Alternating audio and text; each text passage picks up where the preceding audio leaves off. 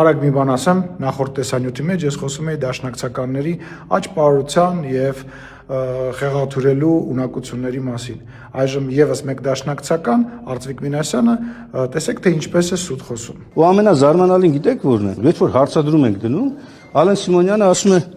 մեզ չի հետաքրքրում թե Վենետիկի հանձնաժողովը ինչ կասի։ Երբ է դա ասել։ Այսօր առավոտյան խորհրդի նիստում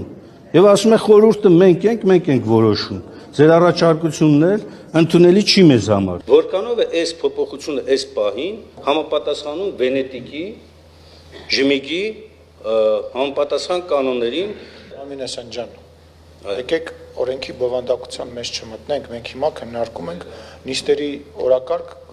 ներառելու հարցը։ Այս ինչ որ դուք ասում եք, այնտեղ արդեն քննարկենք, եթե ազգային ժողովի խորհուրդը որոշում է ինչ որ հարց բանանի, օրակարգ ներառի, Վենետիկի հանձնաժողովի կարծիքը այստեղ մենք ստանձնում ենք խորհրդին հետաքրքիր չի։ Խորհուրդը կարա ներառի, հետո մերժի, որտեղ Վենետիկի հանձնաժողովը պայմանականորեն դեմ է, բայց խորհուրդը հիմա քննարկում է օրակարգ ներառելու հարցը։ Սա է իրական դաշնակցականի տեսակը Հայաստանի Հանրապետությունում։